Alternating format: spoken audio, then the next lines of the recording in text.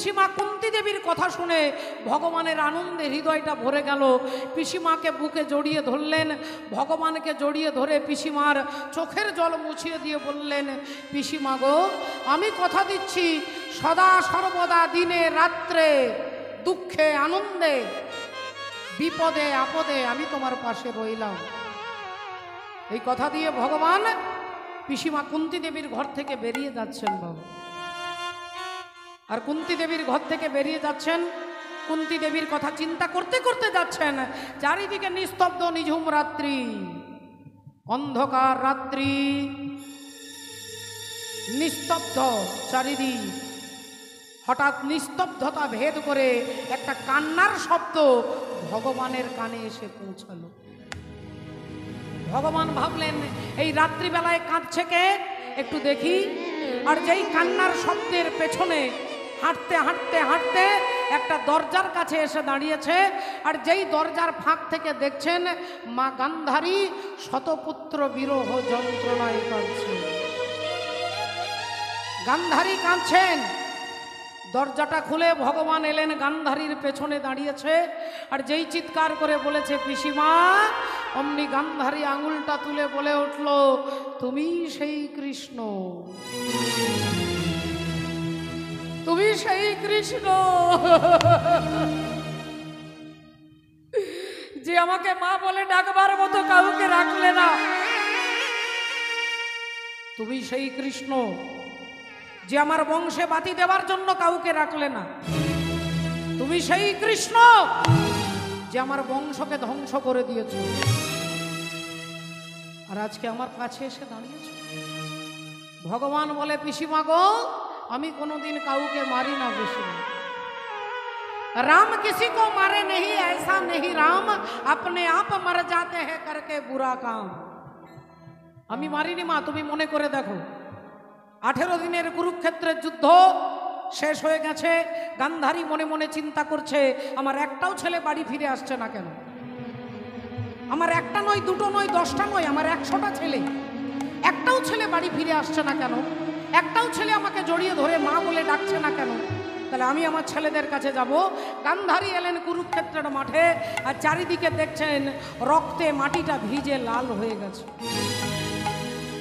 লক্ষ লক্ষ মানুষ মরে পড়ে আছে বাবা। কারো একটা হাত নেই, কারো একটা পা নেই, কারো মাথাটা নেই, কারো নাড়ি ভুড়ি বেরিয়ে গেছে। একদিকে দেখছে শৃগাল কুকুর মাংস ছিঁড়ে ছিঁড়ে খাচ্ছে, একদিকে চিল শকুন সেই মরা মাংস খুঁটে খুঁটে খাচ্ছে। আর এই ভয়ঙ্কর দৃশ্য দেখে মা গান্ধারী চিৎকার করে উঠলেন, ওরে দুর্যোধন, ওরে দুঃশাসন, আমি তোদের দেখতে পাচ্ছি না কেন বাবা? আমি তোদের দেখতে পাচ্ছি না কেন? একবার আমার গলাটা জড়িয়ে ধরে আমাকে মা বলে ডাক, একবার আমাকে মা বলে ডাক, করে বাপ, আমি তোদের দেখবার জন্য এসেছি। পাগলিনী গান্ধারী ছুটতে ছুটতে দেখতে পেলেন তার প্রিয় পুত্র দুর্যোধন মরে পড়ে আছে। আর ওই মরা ছেলেটাকে কোলে নিয়ে গান্ধারী চিৎকার করে কাঁদছে আর বলছে, ওরে দুর্যোধন, একবার কথা বল, একবার আমাকে মা বলে ডাক, একবার আমার গলাটা জড়িয়ে ধর, একবার কথা বল বাবা, কথা বল। কিন্তু কথা বলবে কি করে বাবা? যিনি কথা বলতেন, যিনি চলতেন, যিনি হাসতেন, যিনি কাঁদতেন, তিনি তো দেহের মধ্যে নেই। মরা ছেলেটাকে অনুরোধ করছে, আমাকে একবার মা বলে ডাক, একবার আমাকে মা বলে ডাক। হরি বল, রাধে রাধে। শ্রদ্ধেয় বাবা ঠাকুর, ভক্তিমতী মায়েরা, আজকে একটু লক্ষ্য করে দেখুন, ভগবান মনে করিয়ে দিচ্ছেন গান্ধারীকে যে যেদিন কুরুক্ষেত্রের যুদ্ধ শুরু হবে সেদিন তোমার ছেলে দুর্যোধন তোমাকে প্রণাম করতে গিয়েছিল। আর প্রণাম করে বলছেন, মা, আমি কুরুক্ষেত্রের যুদ্ধে যাচ্ছি, তুমি আমায় আশীর্বাদ করো, আমি যেন যুদ্ধে জয়লাভ করতে পারি। সেদিন তুমি মা গান্ধারী ছেলের মাথা থেকে হাতটা সরিয়ে নিয়ে বললে, বাবা দুর্যোধন, যে যুদ্ধে তুই যাচ্ছিস এই যুদ্ধের নাম ধর্মযুদ্ধ। ধর্মক্ষেত্রে কুরুক্ষেত্রে সমাবেতা যুজুৎসব মামকা পাণ্ডবশ্চৈব কিম কুরুবত সঙ্গ। এটা ধর্মযুদ্ধ, এটা ভারত পাকিস্তানের যুদ্ধ নয়, এটা ভারত চীনের যুদ্ধ নয়, এটা পানিপথের যুদ্ধ নয়, এটা সিপাহী বিদ্রোহ নয়। এই যুদ্ধের নাম হচ্ছে ধর্মযুদ্ধ। আর এই ধর্মযুদ্ধে তুই হারবি না তুই জিতবি আমি বলতে পারবো না বাবু, আমি বলতে পারবো না। তবে হ্যাঁ, আমি তোর মা, তুই আমার ছেলে, তুই আমাকে প্রণাম করেছিস, আমি তোকে আশীর্বাদ করছি। দুর্যোধনের মাথায় হাত রেখে মা গান্ধারী আশীর্বাদ করছে, আপনারা সবাই শুনবেন। ছেলের মাথায় হাত রেখে আশীর্বাদ করে বলছে, ধর্মপক্ষের হবে জয়, যে পক্ষে শ্রীকৃষ্ণ রয়। ধর্মপক্ষের হবে জয়, যে পক্ষে শ্রীকৃষ্ণ রয়। এ কথা তুমি 18 দিন আগে তোমার ছেলেকে বললে, আর আজকে তুমি আমায় আমার ওপরে দোষারোপ করছো। আজকে তুমি আমাকে বলছো আমি তোমার বংশ ধ্বংস করে দিয়েছি। আজকে তুমি বলছো যে তোমাকে মা বলে ডাকবার মতো কাউকে রাখি। গান্ধারী চিৎকার করে বলে উঠলেন, কৃষ্ণ আজ তোমার কোনো কথা আমার ভালো লাগছে না, আমি শুনতে ভালো লাগছে। তাই আজ একজন সন্তানহারা জননী গান্ধারী আমি তোমাকে দিলাম অভিশাপ। আমার বংশে বাতি দিতে তুমি যেমন কাউকে রাখলে না, একদিন আমার মতো তোমারও বংশ ধ্বংস হয়ে যাবে। হরি বল, রাধে রাধে। এ কথা শুনে ভগবান বললেন, পিসিমা গো, ও পিসিমা, তোমার দেওয়া অভিশাপ আমি মাথায় তুলে নিচ্ছি। আমি কথা দিচ্ছি আমার বংশে বাতি দিতে কেউ থাকবে না। কিন্তু পিসিমা, রাধে রাধে, আমি তোমার একটাও ছেলেকে মারিনি, এখনো বলছি মেরেছে তাদের কর্ম। এ কথা বলে ভগবান আজকে বেরিয়ে চলে যাচ্ছে, গান্ধারীর কাছ থেকে বেরিয়ে চলে যাচ্ছে। রাধে রাধে। জয় জগন্নাথ জগন্নাথ জগন্নাথ, জয় জগন্নাথ, জয় জগন্নাথ জগন্নাথ জগন্নাথ, জয় জগন্নাথ। জয় রাধা মাধব, রাধা মাধব, রাধা মাধব, জয় রাধা মাধব।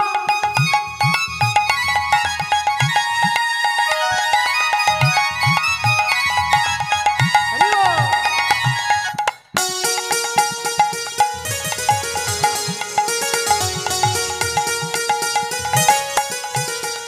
জয় রাধা মাধব, রাধা মাধব, রাধা মাধব, জয় রাধা মাধব। জয় রাধা মাধব, রাধা মাধব, রাধা মাধব, জয় রাধা মাধব। জয় জগন্নাথ জগন্নাথ জগন্নাথ, জয় জগন্নাথ, জয় জগন্নাথ, জগন্নাথ জগন্নাথ, জয় জগন্নাথ। এমন সময় রাধে রাধে ভগবান হাঁটতে হাঁটতে চলে যাচ্ছে। দেখা হয়ে গেল কার সঙ্গে? না অর্জুনের সঙ্গে। অর্জুনের সঙ্গে দেখা হয়ে গেল। অর্জুন সঙ্গে সঙ্গে বলে উঠল, কৃষ্ণ কি ব্যাপার, তুমি সদা আনন্দে থাকো, আজকে তোমার মুখটা শুকিয়ে গেছে কেন? মনে হচ্ছে তুমি একটা গভীর চিন্তার মধ্যে আছো। ভগবান অমনি বলে উঠলেন, অর্জুন রাধে রাধে, আমি পিসিমা গান্ধারীর সঙ্গে দেখা করতে গিয়েছিলাম, আর তোমার পিসিমা গান্ধারী, হরি বল, তোমার জেঠিমা আজকে আমাকে অভিশাপ দিয়েছে। অর্জুন বললেন, তোমাকে অভিশাপ দিয়েছে? তোমাকে অভিশাপ দিয়েছে? কি অভিশাপ দিয়েছে?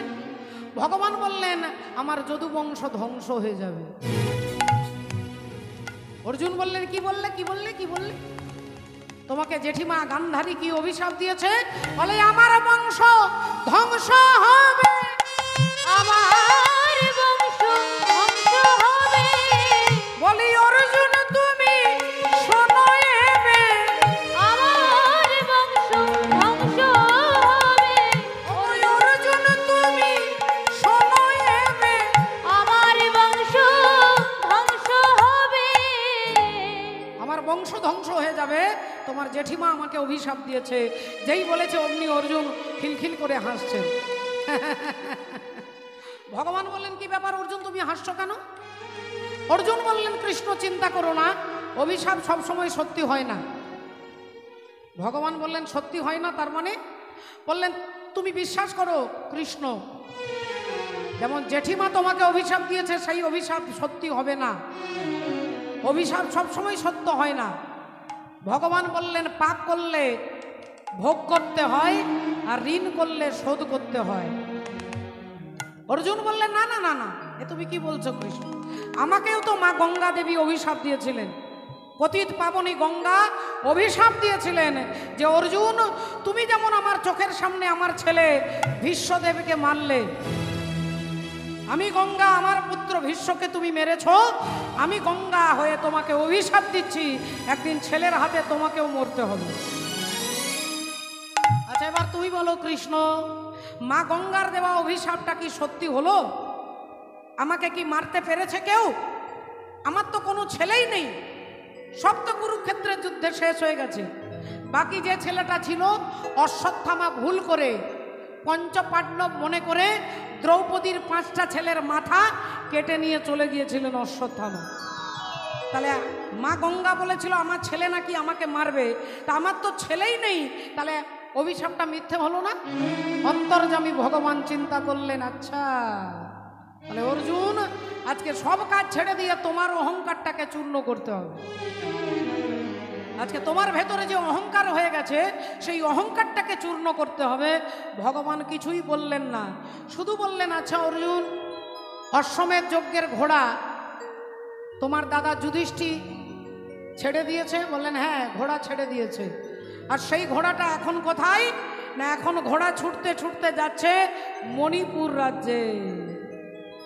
অশ্বমেধ যজ্ঞের ঘোড়া কপালে বাঁধা আছে একটা রূপোর পাতা, আর রূপোর পাতাতে লেখা আছে যিনি সতীর পুত্র হবে তিনি এই ঘোড়াটাকে ধরে রাখবে, আর যিনি অসতীর পুত্র হবে তিনি ঘোড়াটা ধরেও ছেড়ে দেবে। তার এক পাশে লেখা আছে পঞ্চপাণ্ডবের নাম, যুধিষ্ঠির, ভীম, অর্জুন, নকুল, সহদেব। এরা যজ্ঞ করছে তাই এদের নাম লেখা আছে। অশ্বমেধ যজ্ঞের ঘোড়া ছুটতে ছুটতে ছুটতে মণিপুর রাজ্যে প্রবেশ করছে। মণিপুরে ছিল রাজা,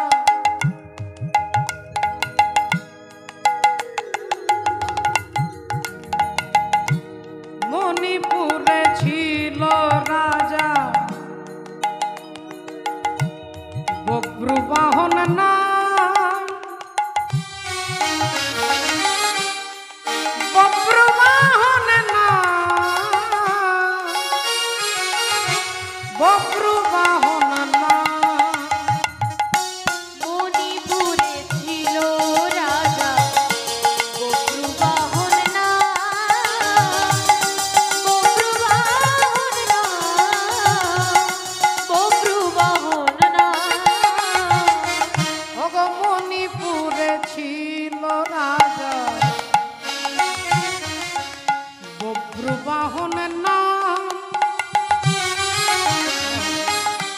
বব্রুবাহন নাম, বব্রুবাহন নাম। মণিপুরে ছিল রাজা বব্রুবাহন নাম, বব্রুবাহন নাম, বব্রুবাহন নাম। আর ধর্মে কর্মে ছিল মতি, অতি গুণবান, অতি গুণবান, অতি গুণবান। মণিপুরে ছিল রাজা বব্রুবাহন নাম, বব্রুবাহন নাম, বব্রুবাহন নাম। মণিপুরে ছিল রাজা বব্রুবাহন নাম, বব্রুবাহন নাম, বব্রুবাহন নাম। মঞ্জুরি নামে সতী ছিল অতি গুণবতী,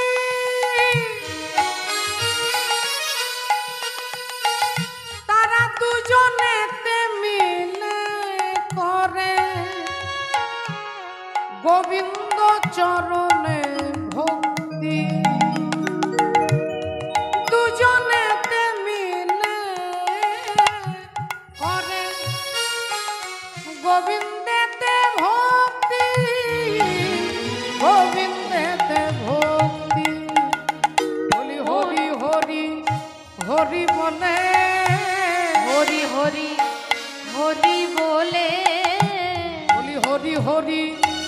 হরি বলে, হরি হরি হরি বলে, বলি দিবারি রাতি কেঁদে কেঁদে হরি হরি হরি হরি বলে, দিবারাত্রি কেঁদে কেঁদে বলি হা কৃষ্ণ গোবিন্দ বলে, দিবারাত্রি কেঁদে কেঁদে ও গো হা কৃষ্ণ গোবিন্দ বলে, দিবারাত্রি কেঁদে কেঁদে হা কৃষ্ণ গোবিন্দ বলে, দিবারাত্রি কেঁদে কেঁদে হা কৃষ্ণ গোবিন্দ বলে, দিবারাত্রি কেঁদে কেঁদে বলি দিবারাতি হরি বলে।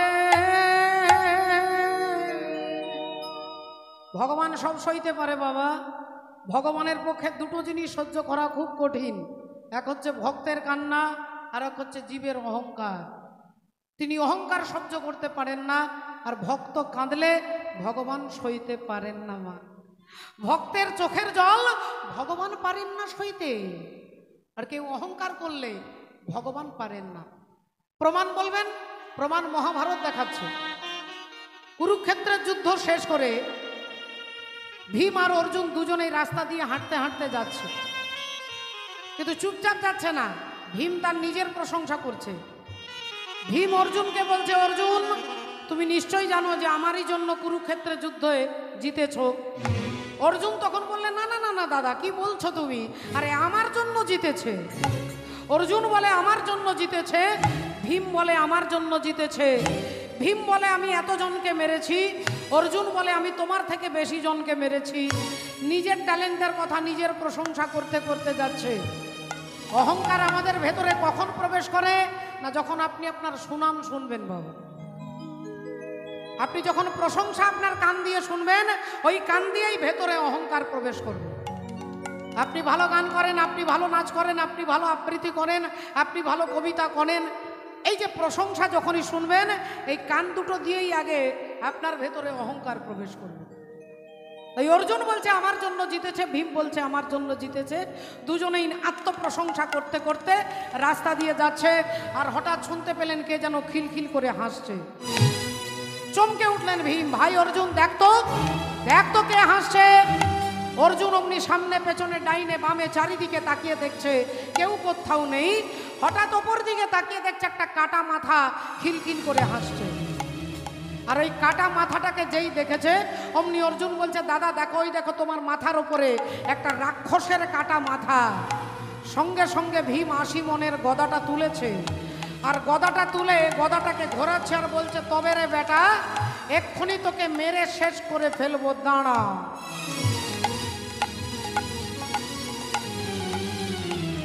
এই গদাটা ঘুরিয়ে যেই মারতে যাবে, অমনি অন্তর্যামী শ্রী গোবিন্দ অন্তরে জানিয়া, অন্তর্যামী শ্রী গোবিন্দ অন্তরে জানিয়া, অন্তর্যামী শ্রী গোবিন্দ অন্তরে জানিয়া, ভীমের সম্মুখেতে দাঁড়ালো আসিয়া, ভীমের সম্মুখেতে দাঁড়ালো আসিয়া, ভীমের সম্মুখেতে দাঁড়ালো আসিয়া।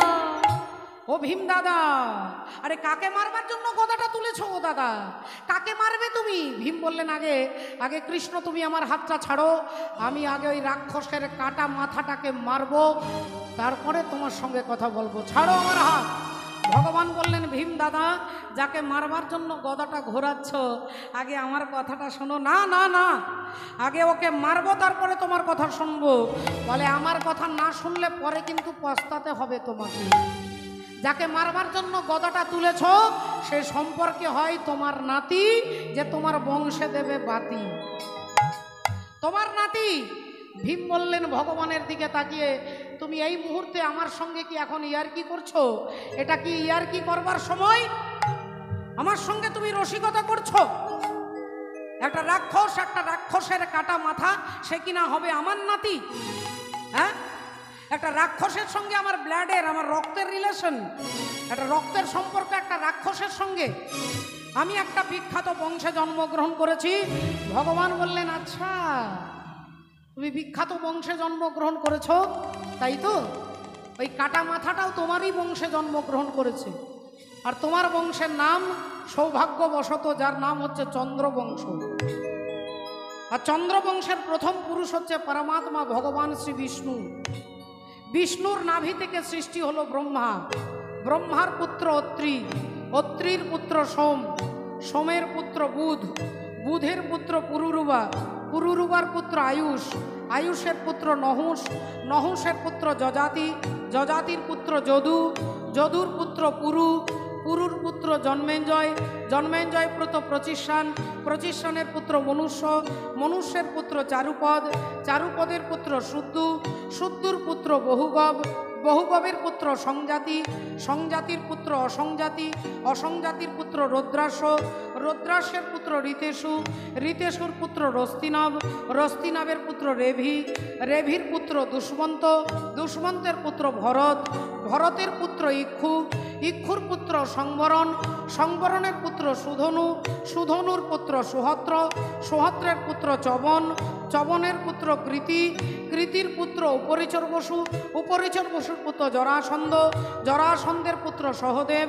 সহদেবের পুত্র সোমাপি, সোমাপির পুত্র কুকু, কুকুর পুত্র জন্নু, জন্নুর পুত্র সুরথ, সুরথের পুত্র বিদুরথ, বিদুরথের পুত্র রাধিক, রাধিকের পুত্র অযুতায়ু, অযুতায়ের পুত্র অক্রধন, অক্রধনের পুত্র দেবতিথি, দেবতিথির পুত্র ঋক, ঋকের পুত্র দিলীপ, দিলীপের পুত্র প্রতীপ, প্রতীপের পুত্র শান্তনু, শান্তনুর পুত্র বিচিত্র বীর্য, বিচিত্র বীর্যের পুত্র পাণ্ডু, পাণ্ডুর পুত্র তুমি ভীম, তোমার ছেলের নাম ঘটোৎকচ, আর ঘটোৎকচের ছেলে যার নাম হলো বর্বরী। নিতাই গৌর হরি হরি বল।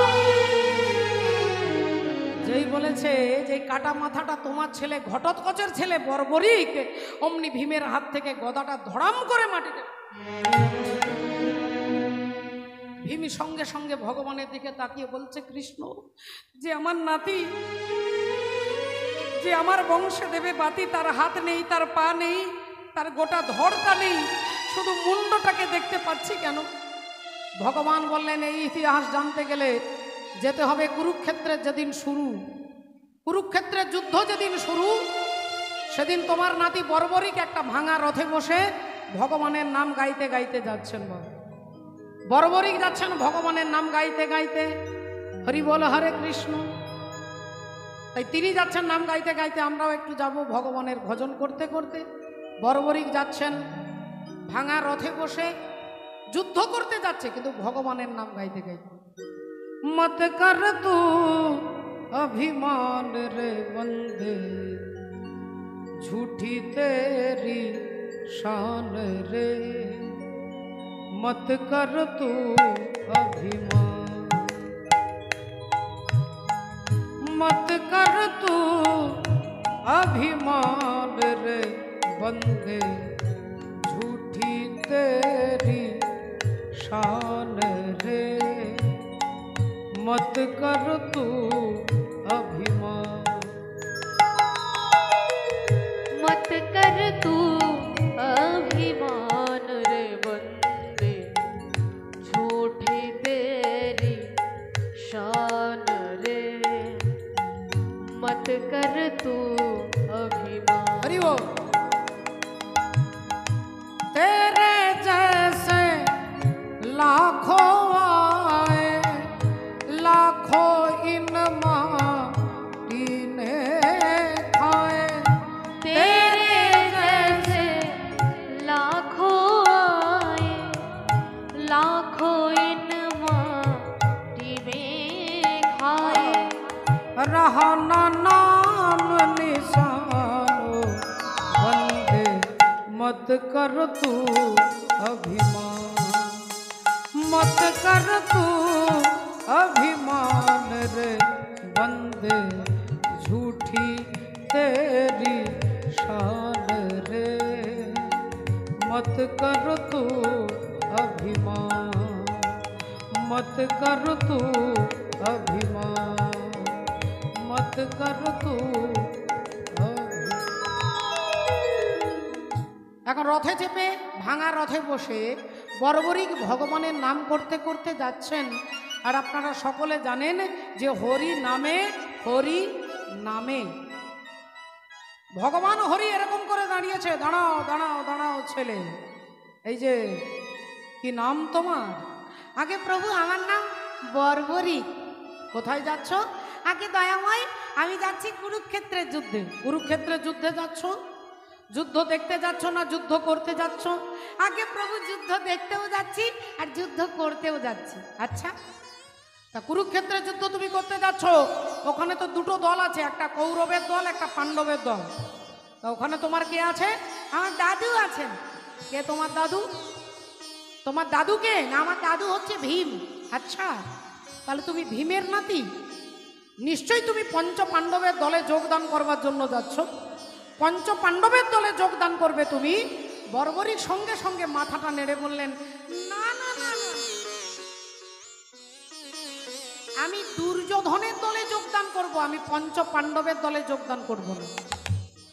ভগবান বললেন, এই যে ছেলে, তোমার দাদু বলছো ভীম, আর দাদুর দল ছেড়ে দিয়ে দাদুর শত্রু দুর্যোধনের দলে যোগদান করবে কেন?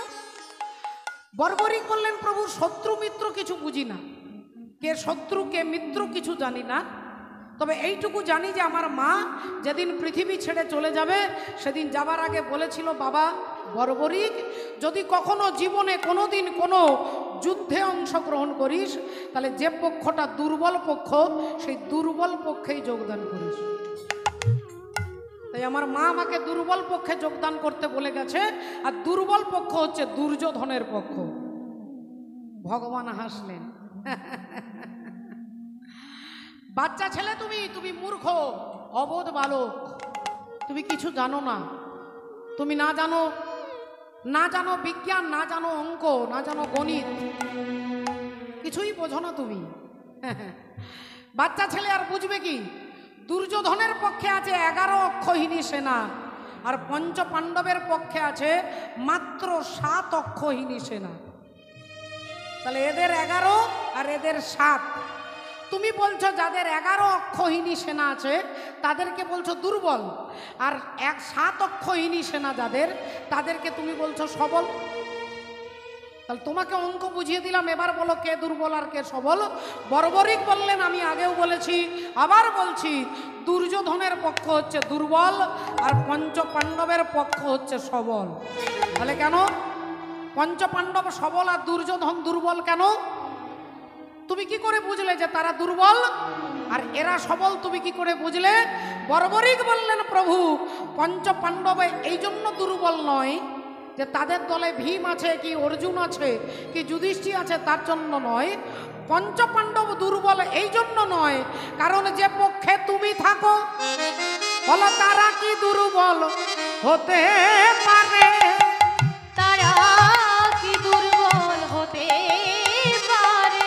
ওগো তারা কি দুর্বল হতে পারে? তারা কি দুর্বল হতে পারে? যে পক্ষে গোবিন্দ বিরাজ করে তারা কি দুর্বল হতে পারে? যে পক্ষে গোবিন্দ বিরাজ করে তারা কি দুর্বল হতে পারে? যে পক্ষে গোবিন্দ বিরাজ করে তারা কি দুর্বল হতে পারে? যে পক্ষে গোবিন্দ বিরাজ করে তারা কি দুর্বল হতে পারে? পক্ষে গোবিন্দ বিরাজ হরি হরি হরি বলে পক্ষে গোবিন্দ বিরাজ করে, হরি হরি হরি বলে পক্ষে গোবিন্দ বিরাজ করে, বলো তারা দুর্বল হতে পারে। তাহলে যে পক্ষে ভগবান থাকে সে পক্ষে কখনো দুর্বল হতে পারে না। এ কথা যেই বলেছেন ভগবান অমনি ভাবলেন এ বাচ্চা ছেলে মূর্খ নয়। কত বয়স তোমার? বলে 13 বছর। আচ্ছা, তাহলে বর্বরিক তোমাকে কুরুক্ষেত্রের যুদ্ধে যেতে গেলে আগে এখানে পরীক্ষা দিয়ে যেতে হবে। বলো ঠাকুর কি পরীক্ষা দেব?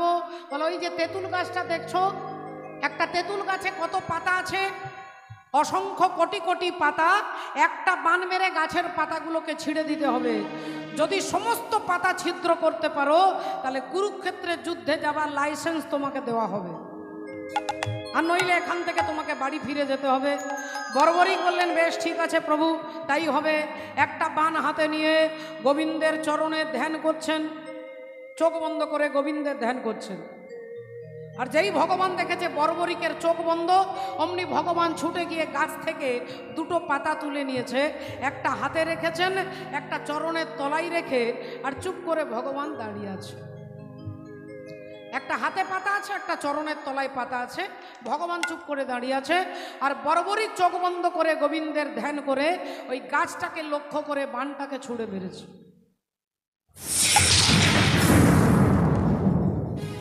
আর যেই বানটা ছুঁড়ে মেরেছে, গাছে যত পাতা